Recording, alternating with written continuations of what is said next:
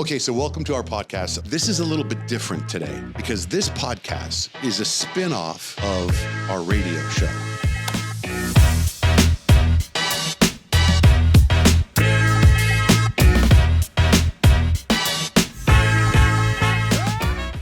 All right, so hey, do you see my shirt I'm wearing? Yes, love it. It's really nice. Yeah, this is one of yours. I feel like it is a it's like it's a color that doesn't get the amount of respect that it should. It's a great color. You're right. And I met this lady, and she did this thing called a color analysis on me and what colors. So I wear black all the time, like your shirt wearing. I always wear black. I always thought everybody looked black. And she was like, "Let me do your colors and tell you what colors are good for you." This was like the number one color she picked for me, and she said, "Never wear black." She was like, "It's dreadful on you." And I was like, I have all these black t-shirts still in the wrapper. I have like 20 black shirts. Right. Like to me, if I had to go to a dressy event, it's a new black t-shirt. Right. Right? Absolutely. Right? What brand is that shirt right there? Oh, this is one of our new ones that's coming out. Oh, really? Yeah. So our perfect tees, which one of the hardest things that we've ever done was actually making our own t-shirt. So if you go back 7 years ago, something like that, there's this blanks issue. Like nobody had black shirts and everyone pretty much just prints on blanks. Some other company makes them. They come here, people rip their tags out, they print on them. That's just the way it goes. So I never wanted to be in that, in those moments again of being able to go without it. So we're like, let's make our own blanks, but we're going to make them exactly to our liking. So we've been making t-shirts on those ever since then. We order 500,000-ish t-shirts a year, just black plain shirts, and we print on them. So now we're working on a more athletic fit, that's a little bit higher in here. It's a little bit more of a premium feel to it. That's a great idea. So I have been looking for the perfect t-shirt. I spent so much money buying 1, 2, 3 different, XL, 2X to see which one works for me. I bought every freaking t-shirt you can think of, and I have yet to find the perfect t-shirt. I have settled on a couple, but haven't found the perfect t-shirt. It's crazy because it is. It's actually a very complicated thing. It is. I find it to be, it's one of the hardest, most understated things we've ever done. But it's I figured out flannel, that's cool. It's figuring out these t-shirts was, one of the hardest. So that's not, is that a Dixxon that's for sale right now? No, this is a sample of it. Yeah. Oh. So then we also were testing different, because then it gets down to the weight of it, and then and the plies and everything. Then we're checking out okay, if it's made in Mexico, it looks like this. Currently, we make all t-shirts in LA. Everything, even though we do a bunch of stuff overseas and whatnot. Every t-shirt that we make is in Los Angeles, California. And so we're trying to test out other sources of cotton too, going down to other parts of South America, stuff like that too. I met this dude about 10 years ago. It might have been longer than that. And it was at, actually I was going to a clothing store and they were selling this brand of t-shirt because I have kind of a long torso. So it was an XL tall. And it was this weird brand. It was called Ideal was the t-shirt. And they were black t-shirts. And they were really nice. And I bought a couple of them. And I was going to my son's baseball game. And this dude, I'm walking by, and this dude in the bleachers goes, "Hey, you're wearing my t-shirt." And I was like, "I don't know." I go, "This is my." He goes, "No, it's my shirt. That's my brand." My shirt. He goes, yeah. He's like, "That's my brand." And I was like, "What?" So we connected. We became friends.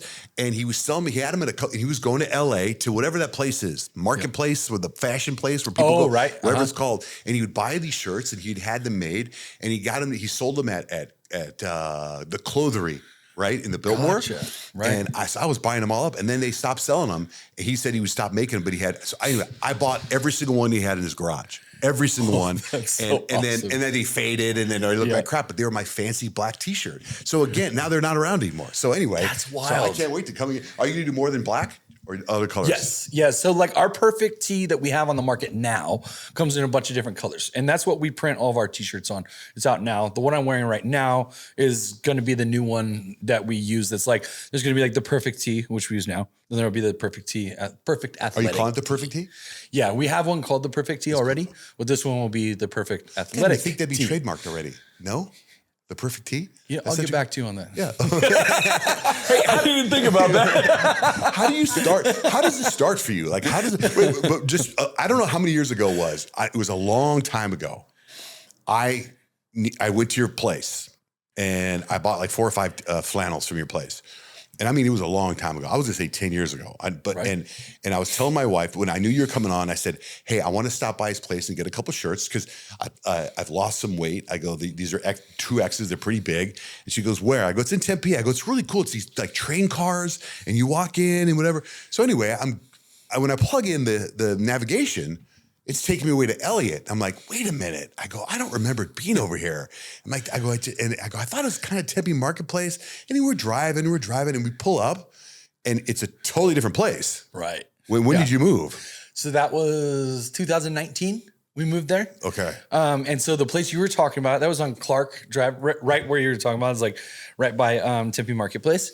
We were right down the street from Rockford Fosgate and stuff. And at that time, we started out, our first place was 2,300 square foot in that building. And like at that time, we had one rack of clothing. And I was just like, wow, like we just, this is the craziest, scariest thing in my life. Like, how are we going to pay this $2,300 in rent a month, right. And you think about Arizona prices back then, right? $2,300 for a building. Right. So then basically when the people next door to us moved out, it definitely wasn't the time for us to take that next leap, but we knew it was in the future. And if someone else signed the lease, that we're going to be stuck with that 2,300. So we took over the next two, and we knocked down all the walls until it was about 10,000 square feet. And then that's when we put those containers in and made container offices. How'd you come up with that? I thought it was so cool. I just thought like there was so much cool stuff that we could do in there, but it was like long and like rectangular, right? Because it was only, it wasn't very deep of a place, but then it's 10,000 square feet basically back. And so the only thing I could think of is like, if we were walking down, it reminded me of almost like a city where you have we could stack containers on top of each other and stuff. At the time, I thought it was cheaper too. And so like that was a big thing. But you just came up with that? Let's get these train cars and turn them into... Yeah, I started looking online. They make container like apartment complexes and stuff like that, and like found all this stuff. But then we were like, we were looking for containers out here, somewhere in the middle of Phoenix, somewhere they're just like sitting in a lot.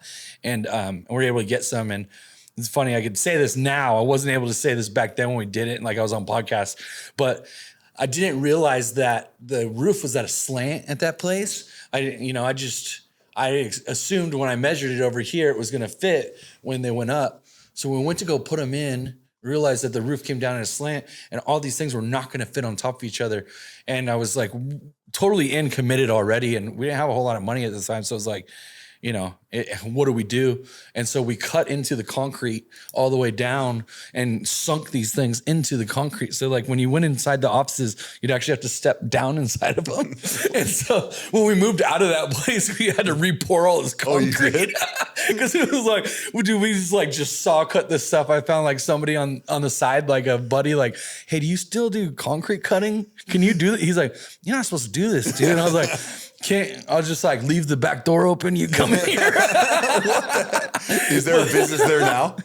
Oh yeah. Now it's like, it's all full. I don't know what business it is, but like we got it all back, like up to stuff, like, and everything. So they can, so they can rent it back out. But it was a, fun part of the journey. But then I like how you kind of kept it in the new place too. Yeah. So we took all those with us and like repurposed them at the new place. And then the new place, we took that over, and like at that time, I was too scared to take on any type of debt, even like healthy debt, really. Right. And I kind of like bootstrapped the company all the way up. That's like a lot of part of the story, really. And so we saved 60% down to put on this building, because then it was like, okay, well, if sales dramatically fall, we could still like keep the doors open. Right. Like all we have to do is make like 30 grand a month and we'll be able to keep it open. Right. And at that time, like even the store was like an afterthought. We had one person working the store. And so like when we moved in there, I thought it was the end all be all. We were going to make this place like, this was headquarters. This was like, this is where we're going to be forever, and I think probably about a year in, we ended up having to get storage containers in the parking lot just to keep our overflow of stuff, because we're already at capacity. We were growing so quickly at that time, and it was during COVID. And it was like, that's when we started doing band collabs, because, bands couldn't go on the road, and do shows anymore. So we kind of stepped in on that, like, hey, we can make you guys money by like, by doing collabs with you, licensing your products, and we could take care of this stuff and sell it for you online. And then you guys make royalties, and they couldn't really make money any other way. So like, what was the first band you did something with that with? First one we did was Suicidal Tendencies. Okay. So when we met with Mike Muir, I told him some ideas about that, and he's like, dude, like, he's actually a really good businessman. You never think of it if you saw him on stage or listen to the music, and he like plugged us in with other bands, and then we just started kind of going. You made flannels with their logos on it? Yeah. So we'll look at their album art, and we'll try to tell a story through the color. So like we did a Metallica series, which is probably one of our biggest things we've ever done. And in Metallica, we did the Black Album, we did Kill 'Em All, did Master of Puppets, and each one, the colorway of the plaid is all based off the art that was on the album. And then we take the artwork and put it in the neck label. Yeah. And that's where a lot of people ask, like, where did you guys like take off? And it was really from there. It's like, that was like this critical decision that like kind of came to my mind. And it was like, I was really scared. I think we all were, right? Yeah. Because we didn't know what this thing was or what was going on, or wearing a mask or not and whatever. And then, so that was like our answer to that. And so at that point, within a year, that whole warehouse is just like, we couldn't even fit in it anymore. But you pitched Suicidal Tendencies first. I mean, like, to come up with that idea and to go after them. Right. Like, how do you do that? Online? Shoot them an email? Hey, man, I got this idea. So it was just, we were thinking of like people we know. People were like kind of tied to like, hey, we could do this. And one of our reps is with us now, Danny G. He was with Vans for like 17 years, and he recently left Vans to come to Dixxon. Oh, well, he had friendships. Pretty big step. But he was like, he had some friends. So they were like kind of talking to people like, hey, who do we know? Because before, Vans, we're just another clothing company. Right. It's just like they get offers and free stuff thrown at them all the time. Right. But this was like an idea where like it supported them at the time that they needed it. And it was a way for us to like really grow, how many faces are seeing our stuff. It's really unique, the flannel collab. So when you talk about, so how did it start for you? How did this thing start? It's freaking humongous. So it really started. Like, where are you from? From Orange County, California. Okay. I had a motorcycle shop with my dad in Irvine, California. And it was like mom and pop's motorcycle shop, like little tiny place called Cycle City. Mm-hmm. And we did all kinds of motorcycles, like Harleys, dirt bikes, like the whole 9 yards. And I was like, man, we need to get flannels in here. And like, it's funny because it's like, as I'm thinking this, like I'm starting to try flannels to see what to put there. And as I'm trying them, like, and I'm in my 20s, like early 20s at that time. And it's like, I can't afford to have these flannels where like I buy them once and it's like, say from a skate shop or something like independent or some brand like that. And then I wash them and then the color's all messed up. Right. And I'm so weird and OCD and weird about like, I think it's like my ADD that adds to all this stuff. I have sensory issues. So like, I won't wear it. Like I cannot, I'll look at it in the mirror and it'll bug me all day. And if I see someone else wearing it, that's fine. But for me, if it's on me and it's wrinkled, I will go crazy. Right. And so I was like on this journey to try to find the best thing. And then like, and that kind of oddly set me on this journey of going there. So I never went to like fit them, or did any like kind of fashion stuff. I didn't know any of that stuff. And it was funny because as you mentioned, those black t-shirts in downtown LA, like that's where I ended up going. That's where you found the first flannel fabric? Yep. So it was already a fabric. It was already it was already a flannel, and I remembered seeing them in t-shirt stores, like the buy 5 for 10 stores you might see like down the street right over here. Yeah, like I already knew about that and seeing them in high school, and I was like, man, I don't think that those like wrinkled that bad, And so I seeked them out. And they were going to stop making flannels. And then I went and talked to the owners and stuff in downtown LA. And I was like, I think I could probably sell a lot of these if you guys let me put my own branding in there. And they're like, we don't care what you do with them, but like, we don't really sell enough of them. We're doing more of this or this, whatever now. And I was like, well, I'll take, what I can. And I only had $180. And so like, I took that $180 and bought however many of them I could. And like, and then I, I designed this this one night, I like got it in my mind what the logo was going to look like. And it is bad. Like, I mean, you see pictures of the first one that it was like, I used this Microsoft like 97 something at the motorcycle shop. This computer that's like covered in grease and dust in the back. And it was like, and I didn't even have design programs and I didn't know them, but I knew how to use PowerPoint from high school. So like I mocked up this like logo with like a crest in the back and these two hammers. And I took a picture of it on my phone and, think this is like 2012 when this is happening. So, we have decent phones, not what we have now though. Right. And I sent it to this company and they digitized the art for free and put it on a label so that I was able to start going. And that was, and as long as I knew how to make the label, like I could, I would be like, okay, cool. I found someone that sewed and like did that and then started on Instagram. And so where'd you sell it first? Where'd you put the label first? So the first ones, we were called Stay Gold Flannel Company, and we ran a trademark issue, and so I do know about those trademark issues, and so we used to have this like right where the pocket goes down like this. There was a tag that stuck down and it said Stay Gold on it, and then in the back we'd have this flap that just like we would rip them out, and my friend's girlfriend one by one she would do them after work and. She did like a bunch of them. I had like, I don't know, 60 shirts or something like that. All that for $180? You got 60 shirts? Yeah, something like that. So you put them in the store and sold them in the store? Yeah. So like basically, but I was like scared because I wanted to keep this separate. I wanted this for me, like I was like, because I was thinking like, with the thing with the shop was, I just had, our first son was born broke, and like live in Huntington Beach. And we're just like basically living just to pay rent, and didn't know what we're going to do next. And like, so I needed to find something where I could make money while I wasn't using my hands or like, or when I was sleeping really. And so this was like my side thing. So I got rid of my truck and got this little, really masculine, Scion XB, so I could keep all my flannels in the back there. Right. So when anyone asked about them, like I'd be like, yeah, come here. And I'd take them back to my car and like pop up the trunk and sell them from my car, And even like years later when I moved here in like 2015, I was still working for Harley and I do the same thing. And like, people would come because they saw it on Instagram and they'd come into like the parts counter I was working at the time or in the service department or whatever. And I'd go outside and meet them and like sell them a shirt. For like $20? Yeah. It was like, $39 or $30, something like that. So wait, so you went from your dad's shop to Harley? Yeah. So like, so once this side thing, it was gaining momentum. It was like, it was when you say momentum, are you bringing in a monthly income from this thing? So I want to say that I figured out how, I think in the first year we did about 120 in sales, 120 grand.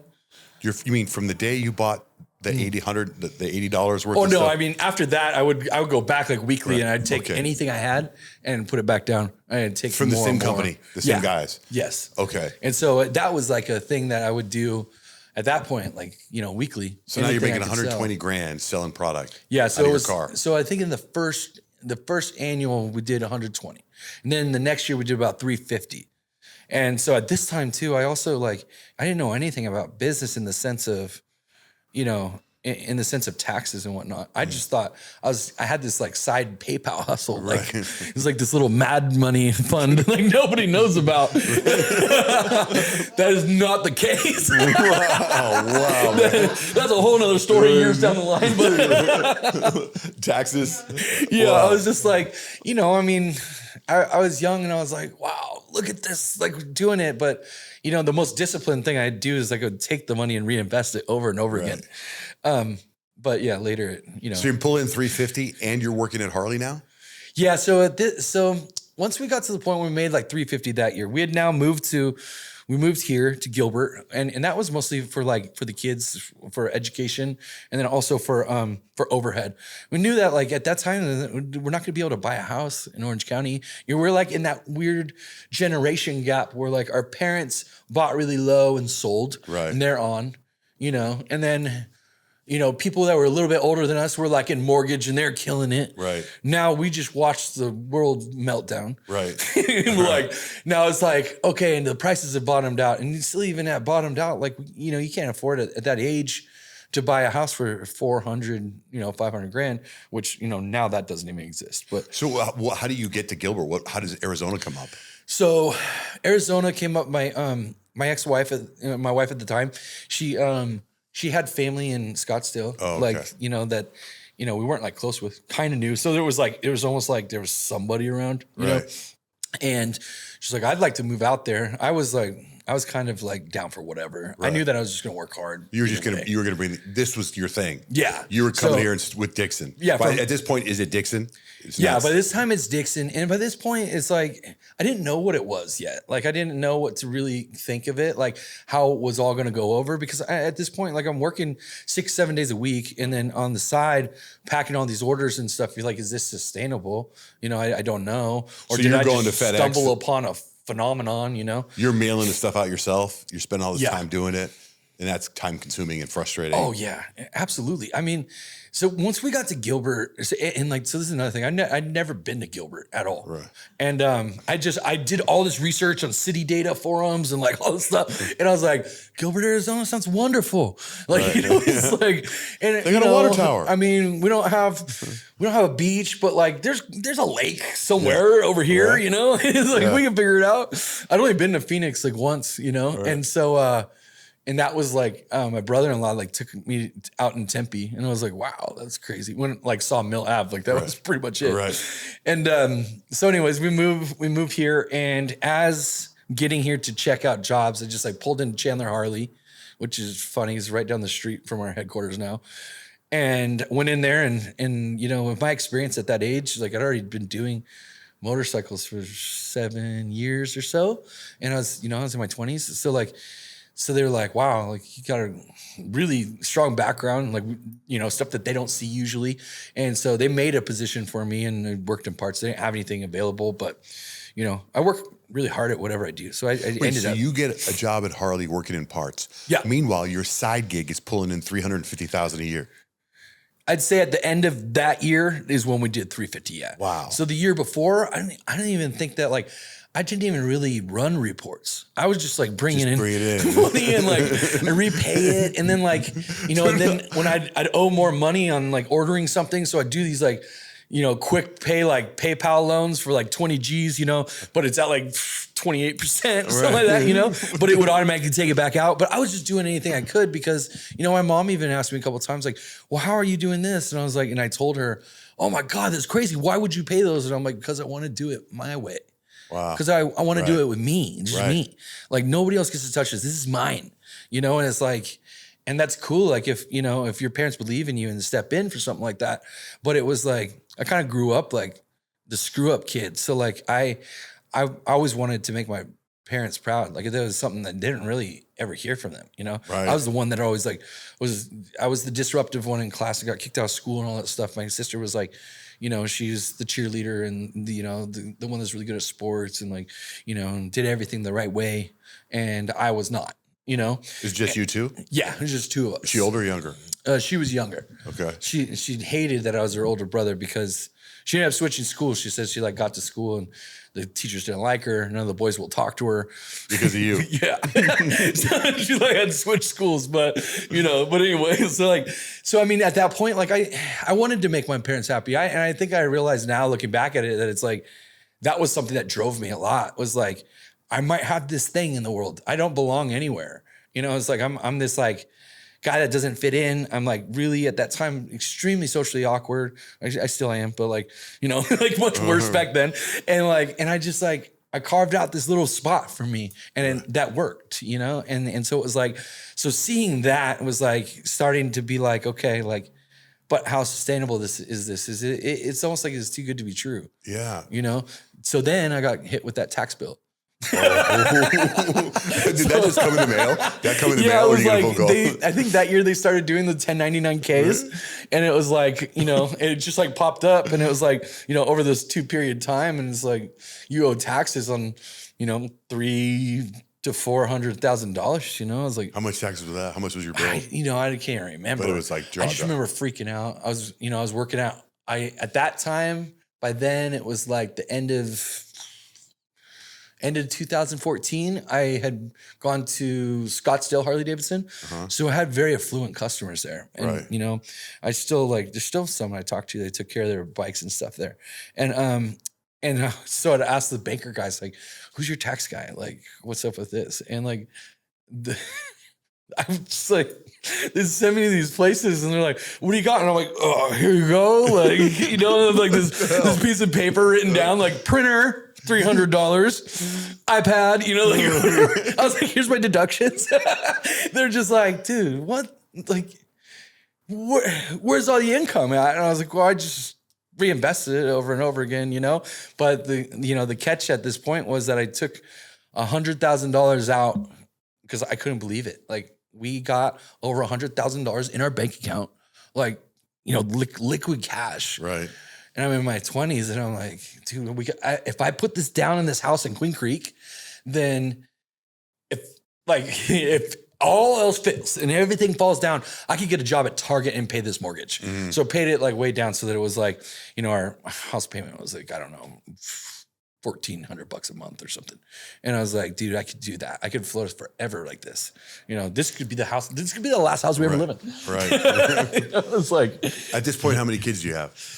2. Okay. 2 boys. So, you know, it's funny because talking back to the, you know, all the beginnings of this stuff, it's so different than it is now. But I refer back to it a lot, especially like right now. It's like we've grown and like, you know, at those times, like shoot, by 2016, we might have had 4 or 5 employees. And right now we have about 200. And it's like, it's wild because a lot of people ask, like, did you ever think that you could turn it into this? And the true answer is I didn't know it existed. I didn't even know that you could get there. Right. I didn't, you know, there wasn't really a visibility online that there is now. Like I remember searching and stuff about, you know, stuff like behind the scenes of clothing companies and stuff like that. I didn't know much about it. So it was like, I didn't know what I was shooting for. All I knew is that I just kept on going. Well, if you go to now, do you feel your parents are proud as hell now? Yeah. Yeah, definitely. Right? Yeah. Now, you know, but the thing is like, so what I find out where I'm at now. So, what they're proud of now is the man that I am. Right. This is something that gets lost in translation in this story. And the story, like that cool story keeps on going, you know, and I start making a lot of money. And that person who is just really driven stays really driven, but then like doesn't know what he doesn't know, fucking extremely arrogant. And like, I lost myself a lot. And like, it was so dark that it was like the money, I thought like everything that I could do, like I could make my relationship happy if I made enough money, you know, Right. But then you learn you can't turn a house into a home, you know?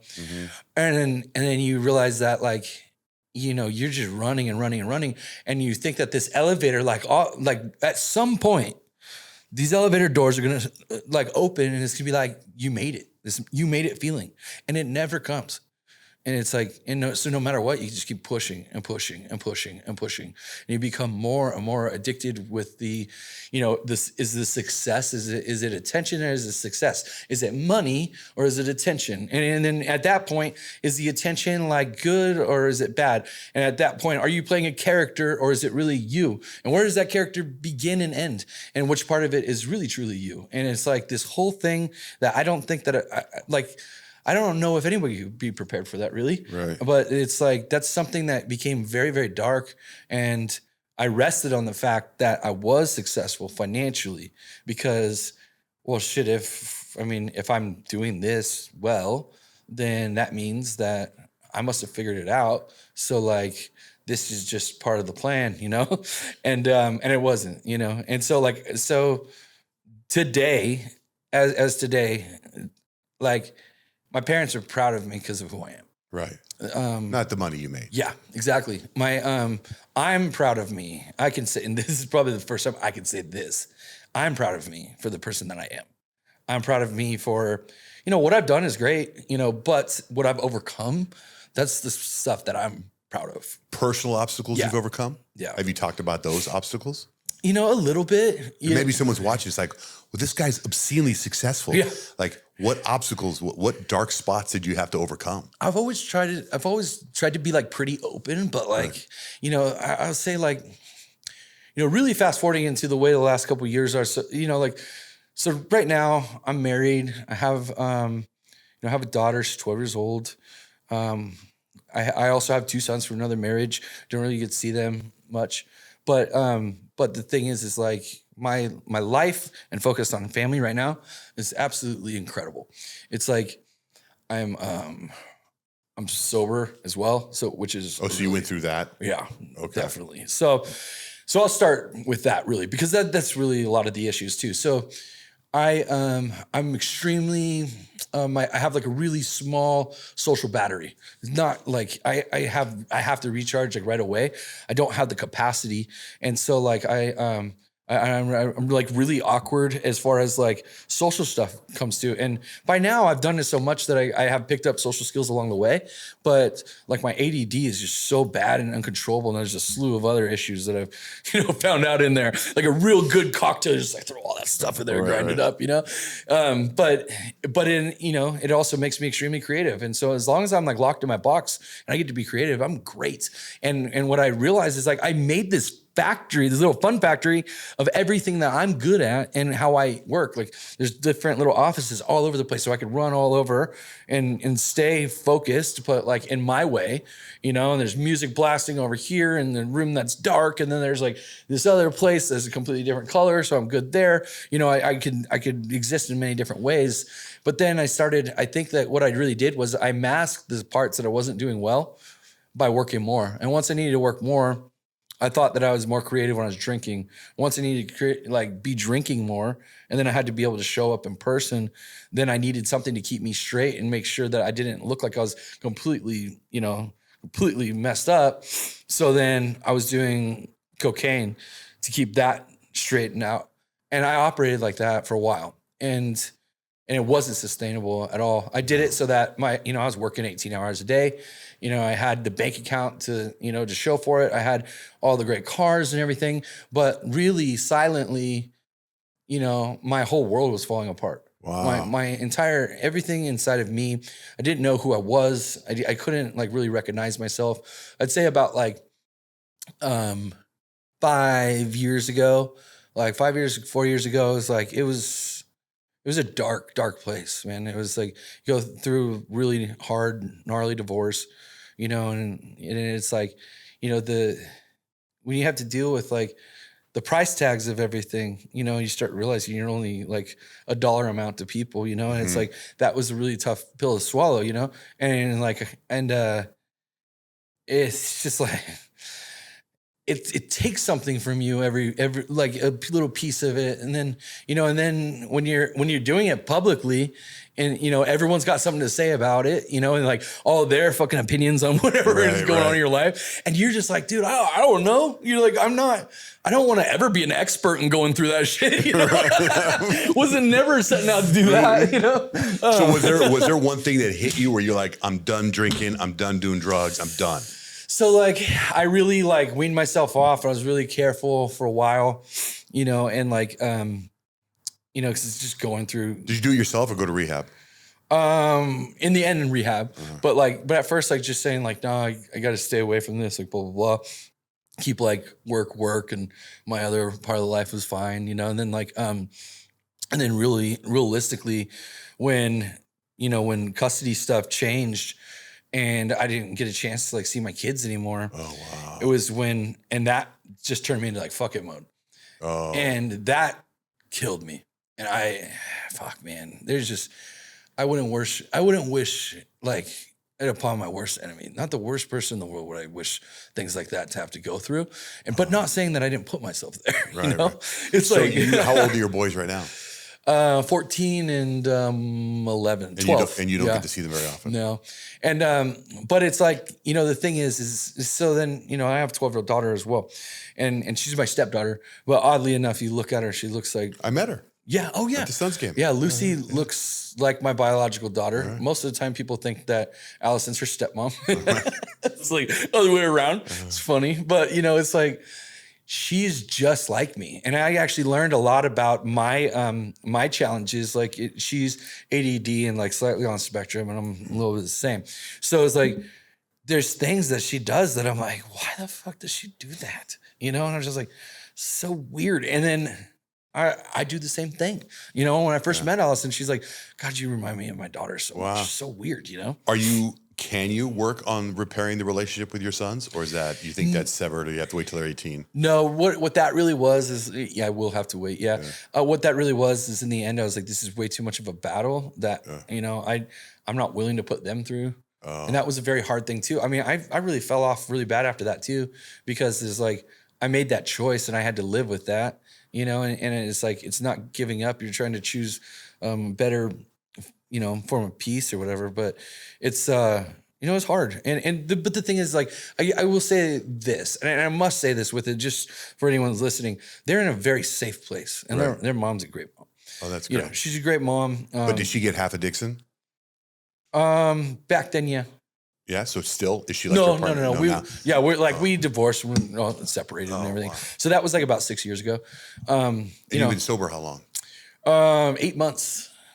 So this is like a recent thing. Yeah. So then it's like my addictive personality is what also makes me extremely good at what I do. And that's the dangerous thing. That is the dangerous part of this whole story, is that I can focus and do stuff like nobody else can. It's like it's my superpower. But at the same time, I'm that way about everything. I just have to make sure that I'm going in the right direction. You're full on workaholic, though. But you love it. Yeah. You could be at work all day. So but then the same thing is like, if I'm drinking, I do that all day too. Oh yeah. And it's like, and if I'm obsessive about something else, like you won't see me, go towards any other direction, So it's really wild like that. And I think that like learning that about myself was, that was something that was very, very difficult. Therapy involved with that? Oh yeah. Tons. Really? Yeah, tons of therapy, man. And it was like, and that's that really hard work that, it's easy for me to get on these things and say like, I've done this, I've done that. Like I have all these cool plaques and magazines I've been in, it's like, look at all these cool cars. I've won all these different awards and stuff. That's really neat. It's like, there's a ton of stuff, but it's like, I could also sit down and tell people like, for those of you that are down in the dumps and you think that like you're the only person, it's like, you definitely are not. And if you think that it would all change if you had money, it definitely will not. It's like that person in the mirror that you're trying every fucking thing you can to numb seeing is still going to be there. Dude, I got a guy I got to introduce you to. Do you know a guy named Joe Polish? You ever heard of Joe Polish? I have not, no. Oh my, I got to introduce you to this guy. This guy is one of the most successful and amazing human beings I've ever met. And he knows everybody. And he's from here. And he has a company called, it's called Genius, the Genius Network, where he markets all these people. I mean, like RFK and everybody. Yeah. And he went through rehab and he started a company called Genius Recovery. And he's got this incredible recovery program and he has people speak. It's giving me goosebumps talking to you. You remind me so much of him. Because he's a freaking genius, this guy. That's awesome, man. And I'll have to look that up for sure. I'll just connect you with him. Yeah. I think you guys can help each other with stuff. Yeah, definitely. And probably help. I think when people see your story and see what you're going through and what you went through, I think you could help change lives. Yeah, it's a crazy thing. I think through the recovery process, I have met a lot of cool people. Because basically what happened, because I did end up going to rehab. I went one time before, but I think it was never in my mind for long-term sobriety. Like I just thought like I needed a break, and I just like go chill out in Malibu for a little bit and, be fine. I was just overwhelmed, and then I started going through like full on, breakdowns, like just full on mental breakdowns. And then my wife, Allison, saw me go through this and she's like, she realized that is the pressure of everything with work and the pressure of the social media stuff is really the big part of it too. It's like, you mean like haters? No, not. I've like learned how to manage all that because I simply just look at it as like, you know what? Wait, when I said the Suns game, I said, hey, I shot you a DM. I go and you go, I got rid of that stuff 8 months ago. Yeah, And that's you're why. like, you're right. You're like, I got rid of it 8 months ago. And so it was all, that's the timing of it, right? Yeah. Right. So basically, like, I had this crazy mental breakdown, and I was like, you know, at the time, like, I had been doing really well too. Like, it's not like 8 months ago, I was just like using every day, and I was just like, you know, all that kind of stuff. Like, you know, going to the gym, and I was doing really well and all this stuff. Like, but it's crazy. So the last day, and I don't think that this part I haven't talked about on a podcast or online or anything. So one night I go outside, and I'm at my house, and it's probably like 7, 8 o'clock at night, something like that. And I'm just like, I can't explain it. There's a war inside of me. It's not that it's going on with anybody else. And so it doesn't have to do with, like, you know, other people or anything. It's really a me versus me thing. And it's just like this war inside of me battling on, you know, the truth of who I really am. What am I doing here? What's going on? You know, like, and why am I not feeling great? And I asked God, you know, straight up, and I'm sorry if I, you know, to bring faith into this. No, do it. But I go outside, and I'm just like, God, I don't understand, man. Like, what are you trying to do with me here? I'm trying my best. Like, I'm doing everything I'm supposed to do. Like, why is it that I feel like this? And I'm looking, and I'm like, I have just the most beautiful wife in the world. God, she's incredible. She's a cheerleader and a supporter. I have this beautiful daughter, and that's, you know, she chooses me and loves me every day, you know, and it's like, and I'm so lucky to have that. But there's something inside of me that is just fucking raging on. And it's like, and I have everything else in the world that anybody would ever want. And I'm just so fucked. Like, what is going on? And I'm like, and I'm doing good in interim times. It's like, it's not like it was the really dark times when it was like every day was bad and I was just blasted. And I ask, and then the next day, you know, it's just like day like any other. And I think, like, I had something to celebrate, and I decided to, like, just get drunk. And then once I was drinking, like, I took on kind of like a whole different, like, I wasn't happy anymore. I was sad. And then it was like, then I found like some Coke and, like, you know, did some Coke, blah, blah, blah. And I found that every time, like, basically I would do anything and I knew that I was doing bad, even though it was way less frequent. It was like the consequences were the severity would worsen, you know? And so that night I had just a crazy mental breakdown. I just broke down completely, lost my mind, and just like a war with myself. I broke everything around me. Like, it just, I didn't even know what I was mad about anymore, you know? Like, it was just like, I don't know why I was so like, you know, so like what was going on. And after that night, the next day, like, I basically, I was faced with losing everything or, you know, or fixing it. And so I decided to go to rehab, and I took it very fucking seriously. And this is the first time I ever took anything like that seriously. How long were you there for? I went there for 30 days. So I went there, did that, went to the Hope House in Scottsdale, and it was hard. You know, it was like, it's a cool place and everything. You lived there for 30 days? You Yeah. lived there? And so, you know, and I'm fortunate enough that, like, you know, I could work while I was there too, but like everyone really wanted me to, you know, really be in it and not really have to worry about work, you know? So while I was there, I didn't really have social media. And so then I was like, so then I went 30 days without that. And then, like, and I was just trying to do my thing. And, like, I did a lot. I mean, I did like 6 hours of therapy a day and really dove in deep on things from childhood to, you know, then, you know, like growing up in my teenage years, you know, basically like forgiving myself in some senses, and then trying to run the tape back to figure out where certain things of my DNA come from, you know, and then unwinding some of the, like, you know, some of the shit that you go through after, like, you know, losing your kids. Is your sister proud of you? Do you talk to her? I don't talk to her a whole lot. We just don't have a tight relationship. Oh. But you know, like, but my parents, from where I was to where I am now, are very proud. Are they still married? They're not. They're separated. Like, they separated as I was an adult though.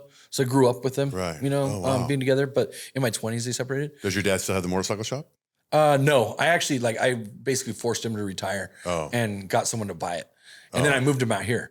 Oh, you did? Yeah. Yeah. That's awesome. And actually recently now my stepsister and stuff is having kids and, you know, or is going to soon. And they're all based in Temecula. So my stepmom's side of things like are all based out of Temecula. So me and Allison actually just got them a property with like the biggest garage that he's ever seen. Is that great for you to take there. care of your parents like that? It means the absolute most. Right. It's so cool. Right. But you know, so during all that time, that was like a really hard thing. I leaned in on God and tried to see like what was my purpose. What's like what is it here? And I found it, and like to take someone like me who is like, I was never into faith when I was young at all. Actually, like staunchly against it. Right. And I always had a chip on my shoulder. I always had a problem with authority. I thought it was just because of like the way my brain worked or something like that. And it wasn't. It was my choices. I was never willing to like look at my choices and like and really like say like, wow, like I could have done that differently. That's my fucking fault. Mm-hmm. I would do it for the sake of saying it probably, but I don't think I really like leaned into it. But now you're into it. You go to church. And so now, or no, I guess like in looking at myself, I wouldn't take accountability as much as I should, I guess. Mm-hmm. And so, but yeah, like even like that year before rehab, like I had really started getting into my faith, and that's when things were really changing in my life, And so I just, what I found out, I think the most powerful takeaway from it, that would be the message for the rest of my life, is that the strength in a man, in my opinion, is what you will surrender and not what we will overcome. So when we talk about things, it's like we have to keep on going. Like that's what makes us strong. But we're taught really to just like to shove it all inside, put on a shiny appearance on the outside. I'm gonna play this fucking character of Danny Dixon. I'm the happiest guy. I got a smile this big, and I got fucking money in the bank. I have look at my wife, blah, blah, blah. Check it out. I have life's made, man. Look at me. And I did it from fucking nothing. Right. So it's like, that's who I'm supposed to be. But that's not who I'm supposed to be, I don't think. I'm supposed to be, there's this beautiful, imperfect, fucked up part of that. That's like, the mess is like, becomes my message. Right. And so it's like, where it really at is that now I can show people that you could have all that. Like it's achievable. Yeah. But if you don't do it in the right way, you're going to get it. And it's not going to mean a damn thing to you. And until you're willing to look at yourself in the mirror and realize that all of it you can lose and know why you have it and why you're here and what your message should be, is like, you won't really respect any of it. When you talk about like all this stuff you're going through, did you relieve? Because I was at your shop and I got a tour and I saw your gym and I saw the cold plunge and I saw the sauna. Like for me, every day I am pushing weight, doing everything I can to release what you're talking about that's inside. Yeah. Absolutely. Like, do you work out every day? Are you sauning every day? Does that help? Yeah, it does. And I got into that like 3 years ago or so. So like I was doing that a lot too. But then, I was also like weekend warrior partying and stuff like that too. Right. So you sit in the sauna, let all those chemicals out of your body, right? Right. I figured out how to get rid of hangovers. Right. But yeah, that's a huge part of it now too. Is like, so we just moved into a new place and sold our last place, which it was really cool. I got to like check off the list. I love design. So my house was on HGTV and on the news a bunch, stuff like that. We just sold. That was cool. Because it was an out of control house. You had like some fun stuff. Yeah. We like built this huge, like. You built the house? Yeah. No. We added on to the house, but it's an older house already. And it was right behind the big temple in Gilbert. And the backyard was just insane. It was just an incredible resort style backyard that had absolutely everything you could want. And the garages were insane. Like it was awesome, but selling it was nice to let go, close an old chapter, And so it was like, it was really nice. And it was at that point that I like kind of, I looked at things. I really wanted a lot of different things. Like, I wanted a gated neighborhood so my daughter could be, safe riding around her bike and making tons of friends. I wanted to be surrounded by like-minded people. So where'd you move to? To the Pecans in Queen Creek. Oh yeah, I have some friends that live there. Yeah, it's amazing neighborhood, man. It's so amazing. But then on top of that, after I got sober, and this was an amazing thing too. Actually, when I got sober, my wife said, I just asked her if she was still going to drink, and I didn't expect anything at all. And she's like, "No, I'm right beside you. Like, wow. This is so we're both sober." And so, and I never expected that at all of her, but she supported me every step of the way. And she, and was like, "We need to change our surroundings. There's big things that we have to do in our life, and she'll talk about it till she's in tears today to say that, like, we were put here for something that we're yet to find." And she's like, "I think I know what it is." And it's really getting our message out there that, in like what I was talking about saying, by surrendering, it was time for me to surrender to myself, but also surrender to the fact that, like, I can't try to control the world on one side. And then on the other side of the fence, I'm kind of leaning towards like, I trust you, God, but like at the same time, just in case, I'm going to take care of all this, and it's like, you can't do that. You can't do like everything half-assed like that and expect for it to like, to get better. I had to jump into it and just say, you know what, like, it's time for you to take the wheel. I'm just going to do everything that it feels like you want me to do and trust the outcome and, and just go for it. And I'll tell you that, today, it's the first time that I could probably tell you that I'm happy, probably in my life. You seem happy to me.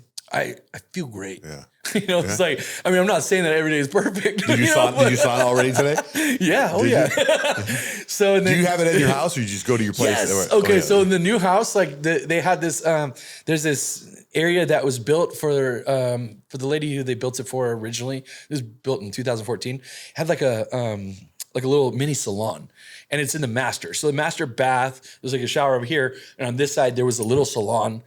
And so by the time we got there, there was plumbing there already.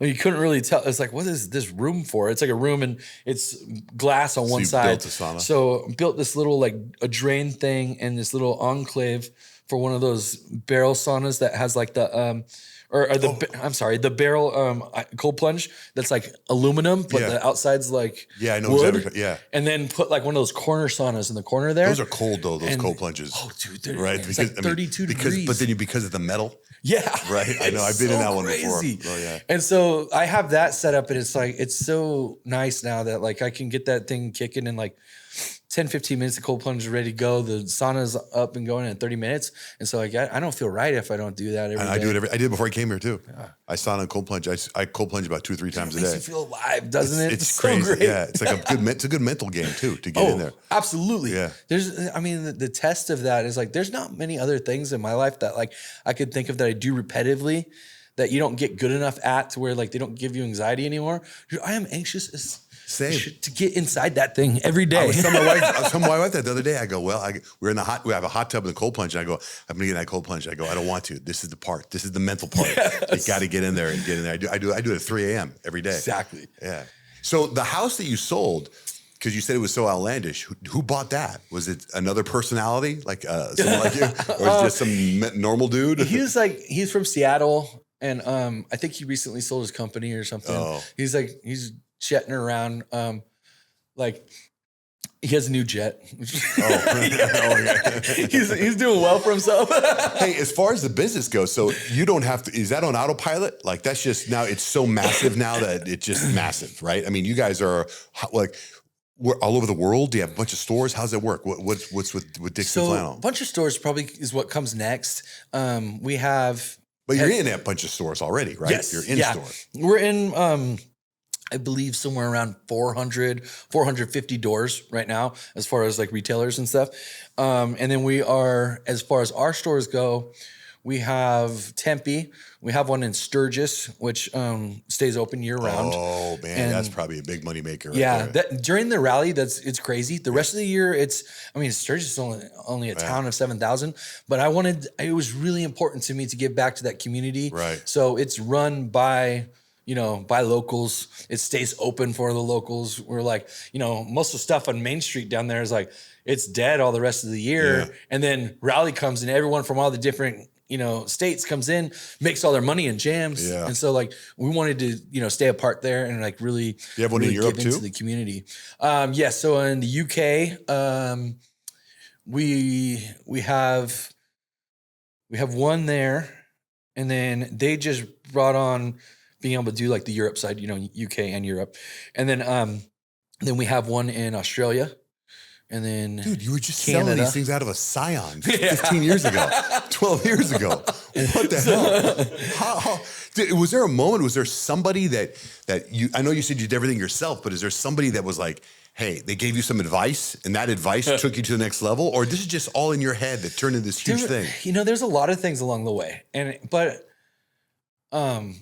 I'm not good at conversation for too long. And so sometimes like I would take like little bits of it and stuff, but it was really like kind of figured it out as we went on. One of the early things that I coined a phrase and I'd tell my staff all the time was FitFo.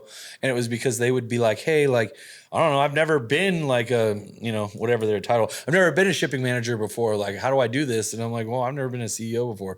Figure it the fuck out. So that's FitFo. FitFo is figure it the fuck out. Yeah. That's awesome. So to this day, like one of my holdings companies called like FitFo. That's awesome. And we keep like, we hold like properties in there and stuff. And so, right now is a whole new time for learning, just as much as that stuff was. I think, there was a shift at some point where I realized that I'm a student of life. And that was probably like, 5-6 years ago or something. And it humbled me a lot, and then things, changed. Obviously when I got sober, there's even more like, a lot more humility came. And so it's like, it gave me like a new insatiable thirst for life, really. And so a lot of the stuff that I was good at before, rather than like doubling down on that and doing it over and over again and just not paying attention to the stuff that I didn't like, because that's where it's kind of gotten to answer your question, as far as it running on autopilot. I don't really have to do the things that I don't like to do. And so there's better people in those places than there is me. And I did it so I wouldn't have to do those things. So you, cause you're not CEO now, right? Are you CEO? I am. Are you like a founder or something like that? Yeah, I'm more like on the founder side, but I am currently CEO as well. But I think in the future you'll see a change in CEO. What about? I've actually never said that on before. Will there be like a huge company that'll come in? Is that the end goal to buy Dixxon Flannel for $10 billion or something? No, I think that there will be a shift in change just as far as an executive level where I'm at. And the reason why I say that is because I really care about my people. And at some point, I have to make up my mind that like their careers are going to be better in the next person's like hands that can take it to the next level. Right. I've gotten it to this level and it's great. I mean, dude, we do this next year. We'll probably do close to 150 million. And like, and that's great. And we do it well too. Right. That's the thing is like, it's like a well-oiled machine. Well, your quality of your shirts is so proud great too. Yeah. It's incredible. Where did that go from the guy you're buying all the stuff from? Like who makes your shirts now? Like, so after that, we turned into like this whole thing of finding the right factories and learning all that stuff, it's like, that's a huge part of it, being able to control the quality of your products and then learning about, the different ways of making things. That's been really a big part of our story. Like we venture into sunglasses. Like, do we need to do that? Yeah. No. I saw your sunglasses, and what I like about them is like I have a big head, and they look like they would fit big heads. Yes. Yeah, they definitely do. Yeah, that was good. And soap. Hey, and I got the socks. Oh yeah, bro. Okay, so for example, socks. A lot of people make socks, right? The footbed in our socks that we came up with a long time ago is a performance footbed that's like extra thick. It's almost like the perfect sock that you could work in. Like you could wear this in work boots in construction all day long. But in styling, we take those same properties and make it so that, you can wear them every day and really put comfort at the forefront of the form and the function. And that's what I really try to stay very true to, is that we're not going to make things just to make them. We want to make them so that we can make it better than what else there is. And I want to make it so it's still affordable. So when I look at that and prices on everything are going up, we're maintaining price levels for years over years, the last 10 years. Just like Costco. Exactly. Costco hot dogs. And because it's like, I look at it as like, yes, which are incredible, by the way. There's just something about that hot dog, right? And it's, you know, it's like, I look at it as like, we have enough, we're good, you know, and my employees are taken care of. Everything's great. We're growing, and not like super rapid rate. We're growing at a nice, healthy level. And it's like, and life's good, you know? So when I look at it that way, do we need to go up? We should. Like, right. You know, if like, you know, if the financial side of things, if they could have their way in telling me what they want to do, then yes, we would go up. Mm-hmm. But So you have a bunch of advisors now? Yeah. Oh, okay. Yeah. What's when you talk about your shirts, for example, do you know which is the best seller? Like, is there one that's like, this is the number one shirt we've ever made? Yes and no. It's hard because we have different levels of how many we'll make. And so it's hard to like really put it all on the same level and say, oh, this one did way better than this. Like we could say, you know, Metallica did way more than this, but that's because we may only have made 3,000 of this one and made, you know, 25,000. But there's no more Metallica ones. No. Or are there? Those are gone. Like, if I would have brought in one of the shirts that I got from you maybe 10 years ago, could you have seen that shirt and go, whoa, we don't make those anymore? Oh, yeah. Like, you got them all memorized? Because when I was in your store the other day, you have thousands of shirts. Yes. Thousands. We drop like 2 to 3 drops a week. And that's each drop is probably like 2 main shirts and then accessories to go with it. So, I mean, when it comes to how much stuff we come out with, we're at one. I mean, we're the leaders of it. And truth be told, if you look in the production department, I mean, I'm already designed out 2 years ahead of time. Really? Yeah. It's like, it's pretty wild. Sometimes I'll look at it and be like, wow, I had a really productive year. Like, did a lot of shit. Have you ever seen a Dixxon knockoff? Yes. Are there? You have. Yeah. Were you flattered? There's T-shirts now. Somebody started sending me T-shirts, like these pictures of T-shirts in places that were like, I was like, what is that? And you could tell it's just like, it looks like it's like AI generated. Oh. You know, I'm like, well, what? Have you ever had to send a cease and desist to anybody? Yeah. We've gotten knocked off quite a few times. Yeah. You found out the companies and you're like, shut that down. I just leave it to the legal guys. So now you have a legal department. Yeah. Yeah. Wow. I mean, that's crazy. When I say like, you know, all the stuff I don't like doing is it's like really, you know, it's like I focus on the ideas of what goes on as far as the creative goes, you know, but then at the same time, now that there's like I got this one kid, Carlos started working with us. He's been there for maybe 7 years now. And we were his first job after Baskin Robbins. And like, so I've watched this kid become like an amazing graphic designer. Wow. And it's like, that's what he wanted to do. And he was doing like coupons as like a side job, like in mailers and stuff like that before. And he's probably one of my best producers now. And I've watched him buy a house. I've watched him, you know, like buy his first cool truck. I've watched him take care of his family. I've watched that happen with a lot of different employees now. That's like, you know, that's a big part of it. And so when I led on to before, like there might be a time for me to step down as CEO, it really means that I'd probably just, you know, do pretty much what I do now, but just have a person that's more in the driver's seat and really wants to like, you know, put the throttle back down to like go full speed ahead, because my main focus right now is just me, my life, my family. And I let work kind of take a back seat, you know. That's important. I do what I can for my people, for sure. What about charities? Do you donate to charities? Oh yeah. Like, I mean, we do at least 2 drops a month that go to charities. Really? Yeah. You mean that are shirts about, or you mean you drop off shirts at like a Goodwill or something? Oh, both actually. So like every other Wednesday we drop off stuff. Like we'll drop like returns that we can't resell and blems, like if they're slightly blemmed or something like that. We donate those every other week to a local shelter. And then, so, you know, those go out like in Tempe and Phoenix and all over the place. What about a collab with a charity? Oh yeah. Like we do like Keep a Breast, I think is the last breast cancer one we do. We do breast cancer twice a year and do a bunch of stuff like that. My wife and I have 2 foundations, and one is a dog rescue. We should do a Dixxon dog rescue. Yeah, that'd be awesome. Have you ever done a dog rescue before? We have. There was like, it was a while back. It was actually that guy I brought up earlier, Danny G.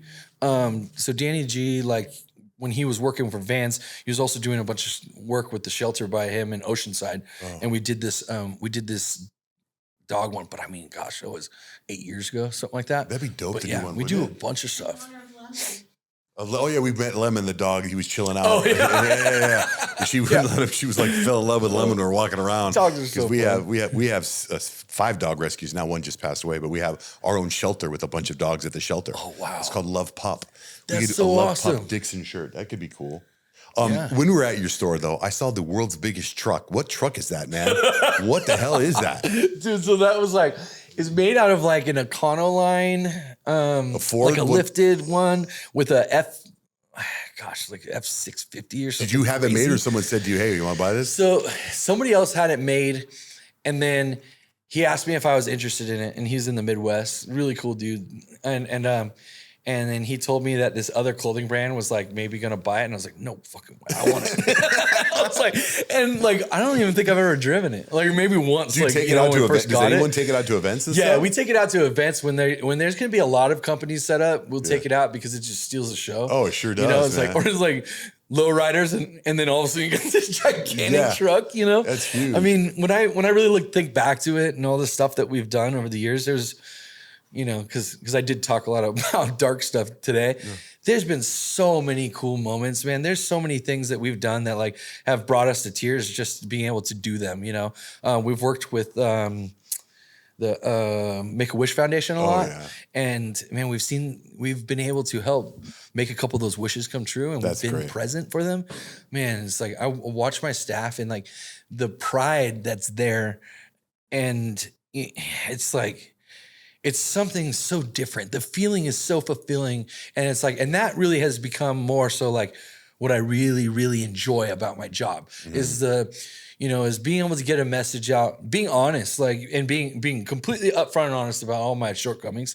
And then, and then making a difference through them, so I think that, that kind of goes into also when I said before, is like, is the first time I've been happy. I think that a lot of that has to do with that too, is being able to like, I can finally own all those good things because I kind of shied away from them before because I wasn't willing to own the bad. But once you own all of the bad, you look at that guy in the mirror and you could be like, very, very proud of who you're looking at and knowing who it is and that you're honest and that person that's looking back at you is willing to fight for everyone that's around you and yourself. At just the same amount. At that point, you can own all the good too. But the good is important. It is. I have this thing. I was just telling this story the other day. I have this friend of mine who told me that life is about experiences. And so sometimes, go ahead and spend that money and do this because it's an experience. And I was just curious because you talked about how the crazy house you have. Is there anything? Let me ask you a couple. Have you gone on any trips with like your favorite vacation? Where was it? What'd you do? Or do you never go on vacation? We travel a lot, actually. So we're getting ready to go to Bora Bora, which I've been wanting to do that for a long time. But that's like, way less, like way more kickback. Right. Lately, we've been on, a lot of our travels have been like with our other properties. So we bought a house, we bought a brownstone townhome in Brooklyn. And we're kind of doing this like, the bi-coastal deal. Right. And like, I really wanted my daughter to be able to have, Arizona's great. It really is. And she's tucked back in this like perfect little enclave of community, right? But she's very creative like I am. And I want to do something that would foster that creativity in different ways and wanted her to be around more vibrant place and culture and arts and whatnot. And so, so we will be doing Brooklyn half the year. And then, and then be over here the other half of the year. Oh, that's cool. You don't really hear California. You don't really hear Brooklyn. Yeah, exactly. But, when we tell people, they're like, "Oh, where did you guys? What real estate deals have you guys done lately?" And we're like, "Oh yeah, we bought this house in Brooklyn." They're like, "No, I heard that my brother-in-law's from Brooklyn, and I think I know the area you're talking about it because it's gotten really nice." Oh yeah, it's really incredible. Nice. Like you walk down the streets and it's like this little area in Park Slope that we live in. It's like you just see a bunch of baby strollers and it's basically like I almost would say it's like people my age. And usually if you're in the city, they kind of have kids a little bit later. Right. And, and they're like, pretty successfully living there. And it's like you bump into people in the coffee shops that will be from somewhere completely different and blows your mind. Right. And it's like you brush elbows with people who have just these incredible stories that I just don't get a chance to do here because, you pull in your car in the garage and don't say anything to anybody, I like that part. I like that a lot about that here. I like that a lot. But as far as travels, dude, we were running like crazy couple years ago. And this last year, I really battened down the hatches and really focused on being present. Sure. And I kind of looked at and I don't mean to put this in a dark twist too, but it's like, I kind of looked at it as like, I was running for a long time. And it was like, I was like, boom, I'm here doing this. And here's me on a yacht, doing this. I've always wanted to do that, which, is super rad. But, it's like I was doing all kinds of stuff, but it was because I never had to stay put and deal with my shit. Right. I would be running and, hey, you can't get a hold of me or whatever. See you later. Right. And so now I'm facing everything and I've really made myself stay put. And so, and it's working for you. It is. Right. Yeah, it is. It really is. Sobriety is a great thing. I think that, most people, if you can do things in moderation, that's not a word that's really familiar to my cat. I'm the same way. I know exactly what you mean, moderation. For me, it's food. Yeah. Dude, same. Yeah. So I think right now, I've been going to the gym, basically, I don't look like I'm going to the gym every day. I go to the gym so I can eat dessert every day. By the way, that gym you put at your work is a sick gym. Oh, man. right. Dude, so actually going to the wellness part of that, it's a big part of our program there is Monday, Wednesday, Friday, we have a dedicated trainer there for the employees. So they all have little groups that they go in during the day sometime and hit that gym. And then Tuesdays and Thursdays, we have a yoga studio upstairs and we have a yoga instructor that comes and does that. Wow. So they have the access to a bunch of different stuff that really keeps their health and everything. That's so great. Forefront. You do that. Yeah. Also, I really liked how the porta john is a changing room. Right. Yeah, dude, you do some crazy stuff. That's cool. It's very cool. Can I ask you about some of your tattoos? Yeah. So, first of all, when I first saw you at the Suns game, I was like, that might be the coolest motherfucker I've ever seen. And then in talking to you, you might be the coolest dude I've ever met. You really might be. Appreciate that, man. But so when you get a tattoo, you got to think about it a lot, right? So when you get it on your face, what kind of thought process goes through that? Because you're changing, right? And did your daughter, this one you have right here, did you already have her when you had that? Or did you get it later and you got to explain to her that you're getting a tattoo in your face? Now you look different. If you shaved your beard, she'd freak out. Oh yeah. She's seen me without a beard and she's like, you need to grow your beard back. It looks really weird. Right. But I was pretty much tattooed. So I've been heavily tattooed for a long time. Okay. And so it's very different now than it used to be. 20 years ago, if you're heavily tattooed, there's a huge stigma attached to it. Yeah. It was very tough. Oh, yeah. Now you see it's actually preachers. Yeah. Now it's kind of sad. It's it's kids, you look at me like, dude, you're 18 years old. You just tattooed your whole face. You have a whole life ahead of you. Right now you're pissed off at the world and all the things that you think are right are, they're all going to change and you're not going to look that cool in a polo shirt. But at the same time, I was told all the same things, Right. So, and it's funny. My wife is heavily tattooed as well. She might even have more than I do. And when we met, we had a lot of the same tattoos. And so we're like, I'm like, why did you get that? I'm like, that's weird. I have that too. Check this out. We would kind of go back and forth. She loves it she really likes getting tattooed. Mm-hmm. I hate it. And so I don't get tattooed that much anymore. When was the last time you got a tattoo? Gosh, probably about a year ago. What was the longest it took for you to get a tattoo? Oh gosh, I had when I got my back done a really long time ago, I was doing some long sessions on that, and it really hurt a lot. But tattooing my head was really bad. Unfortunately, God didn't grace me with full head of hair, so it was it was either that or be bald. Dude, my head, I have tattooed hair. This is all tattooed. Oh, really? Dude, I did that too, actually. Yeah, I thought it was pretty cool. What is it called? Microderm or something? Yeah, I've done it 3 times. I freaking love it. You start losing your hair and you it's so crazy how it But I can see how it's addicting because I think it feels good. Yeah. I never put it in. Sure. I was like a head Yo, massage. I'm gonna go to sleep, check out some Netflix, get my head tattooed. But it's funny, but my head tattoos of hair, like the one you have right here. What's this right here? I'm trying to remember. Is it A right there? Yeah. I can't see it. So. No, I don't know what it is. I don't know. But when you put it on your face, are you like, all right, you can put it, it's going to, are you already successful when you're going to tattoo your face? Yeah.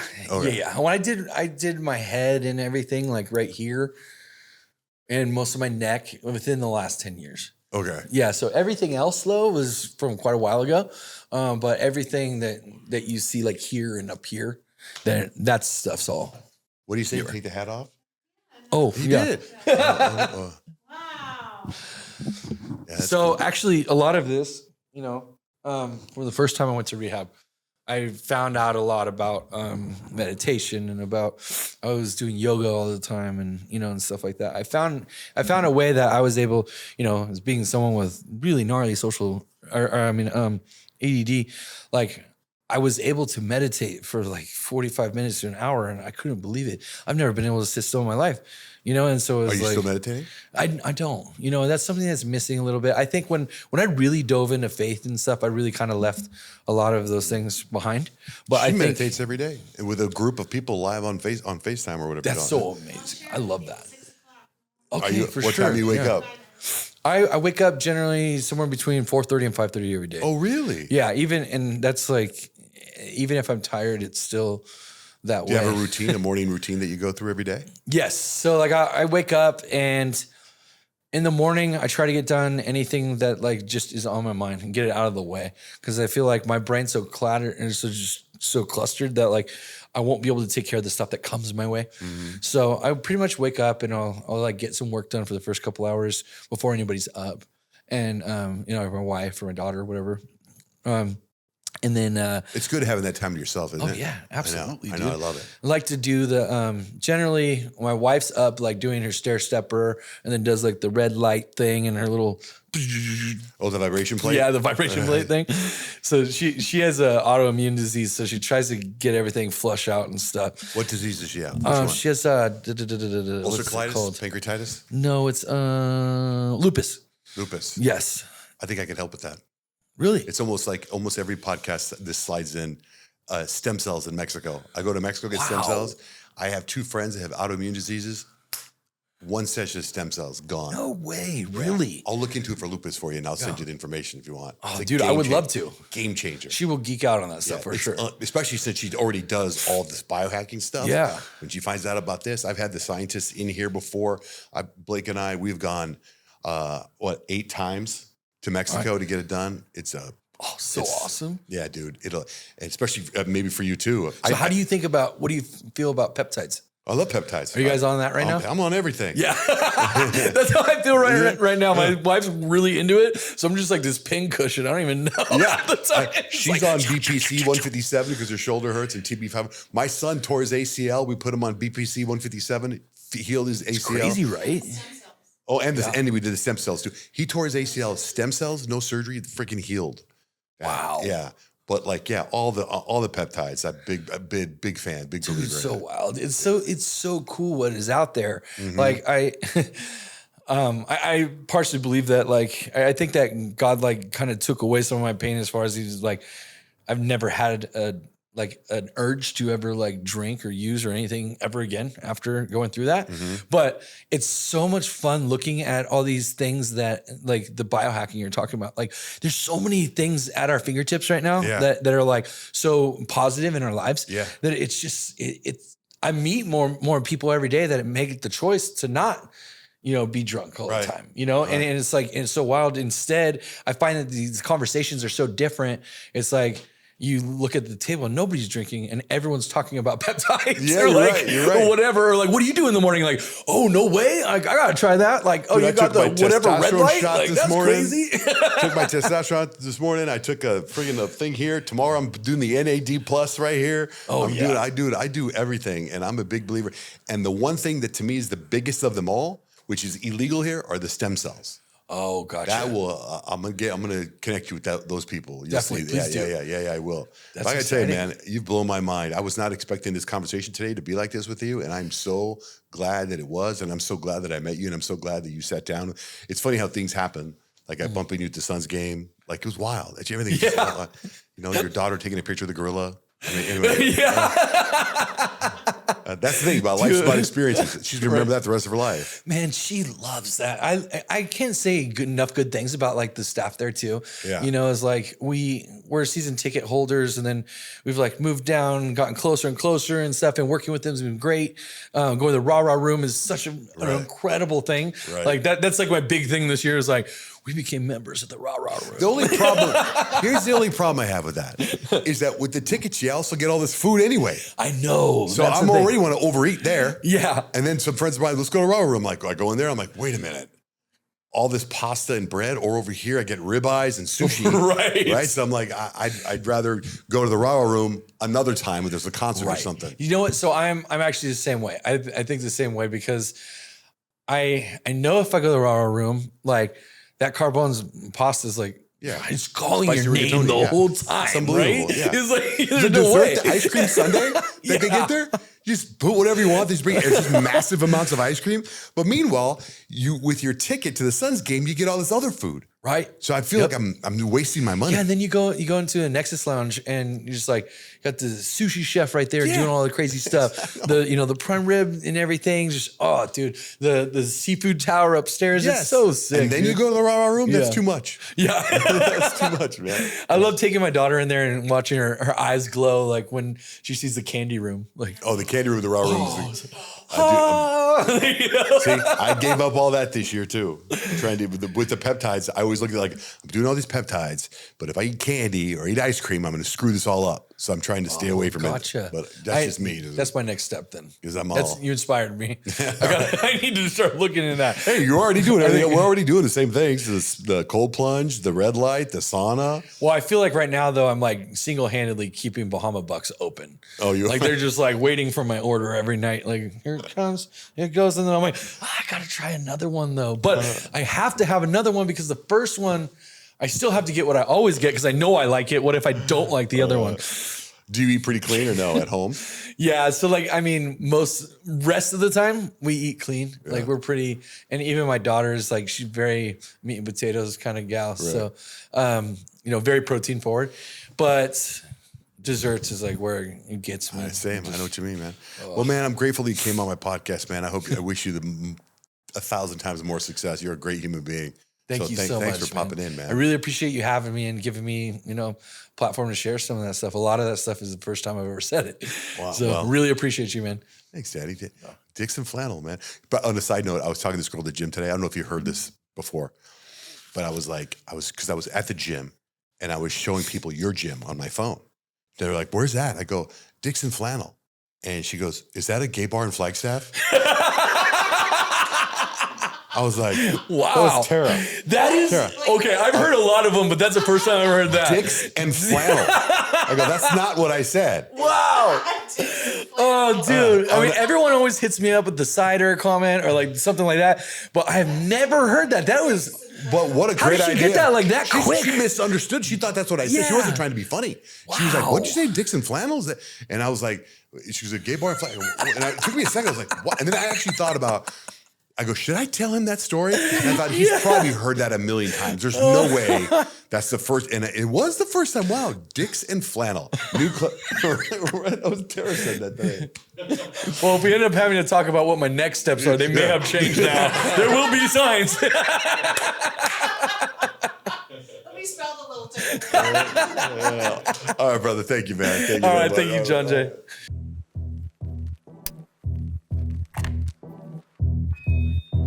Okay, so welcome to our podcast. This is a little bit different today because this podcast is a spin-off of our radio show.